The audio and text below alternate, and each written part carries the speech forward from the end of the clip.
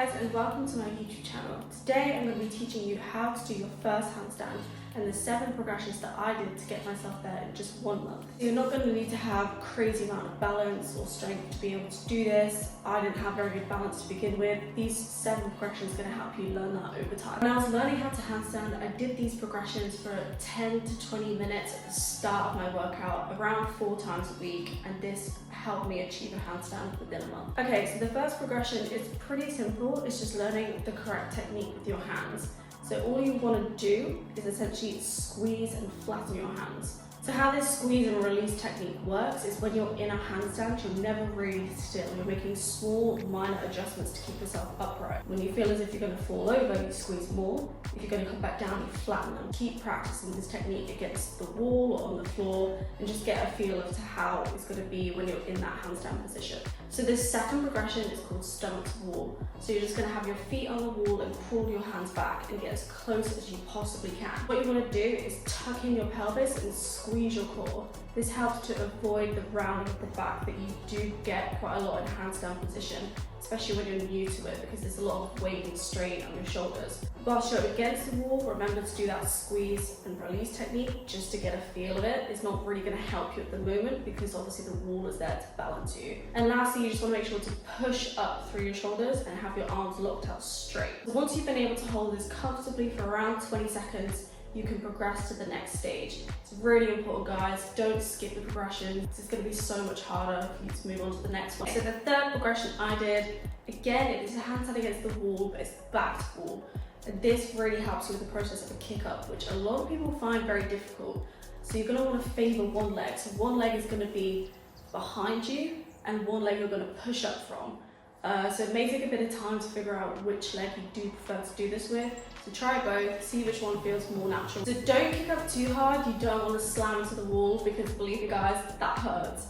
And it's not really going to help you in the process. So the reason we have this progression is just to get used to the kick up, but without having to balance on your own. So you want enough force that you get upright and gently land on the wall, but not too much that you'll be slamming into it. This is where the squeeze release is really going to help you as well. So make sure you are practicing this still, guys. You are including it in each progression. So when you kick up, just squeeze your hands and try and slow down as much as you can. Once you're at the top, slow down until your feet hit the wall. For the fourth progression, you're going to be in that handstand hold and just slowly bring one leg away. And you alternate between each leg. To begin with, you can hold this for about 2 seconds on each leg before switching. Eventually, you want to bring that time up to the point that you'd be able to hold one leg out for about 10 seconds. I think this is a really good progression, guys, because not only does it help with the balance a little bit, it also helps you understand how much body weight is going to be on your shoulders. Again, here it's very important to keep that pelvis tucked in, keep everything squeezed. It's going to be a lot more difficult if you've got one leg going back. But the best way to do that and keep everything straight is obviously the one leg that's not on the wall. Do try and straighten it as much as you possibly can. Maybe squeeze your glutes a little bit, just so you can engage everything and keep everything as tight as it needs to be. So like I said before, moving on to the next progression, you want to be able to hold this for about 8 to 10 seconds and just feel quite comfortable before you move on. So for the 5th progression, you're getting quite close to holding a handstand now. You've done your single leg holds. Now, once you bring one leg away from the wall, bring the other one to join it.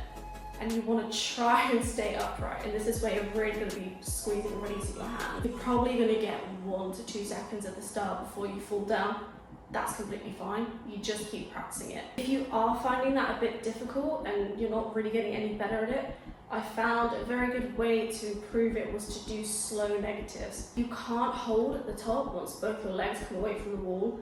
Try and come down as slow as you possibly can. This is going to help you a bit with the balance, it's going to really work your core. It just gives you a bit more control and will hopefully help you progress to be able to actually hold for a couple of seconds. So for that progression, I would aim 10 to 15 seconds on one of those holds.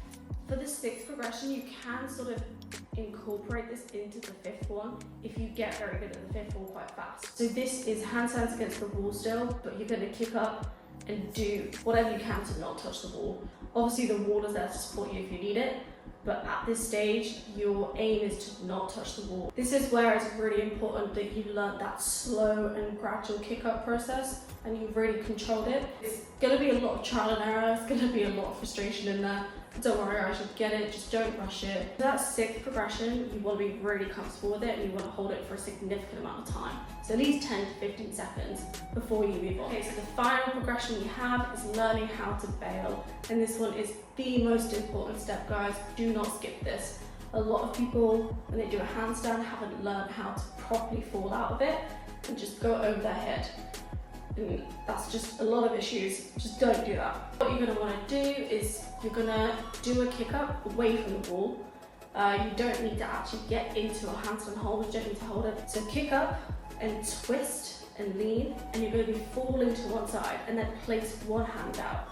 And this will support you and this will help you fall nicely and elegantly. So practice this a couple of times, guys, because it is a bit scary. Moving away from the wall is quite a big step.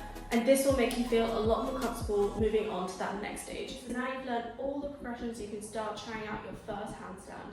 It's going to take a little bit of time, and again, just keep practicing, keep trying. All those progressions are going to help you get that first handstand that you need. So that's it, guys. These are the best progressions for you to get your first handstand. Leave a like and comment down below if you like this kind of video and you want to see more tutorials from me or calisthenics beginner workouts. I also do have one-to-one coaching available for those of you who want to start calisthenics but you don't know where to begin. So I will leave that down in the description for you. So thank you so much for watching, and I hope to see you all again soon.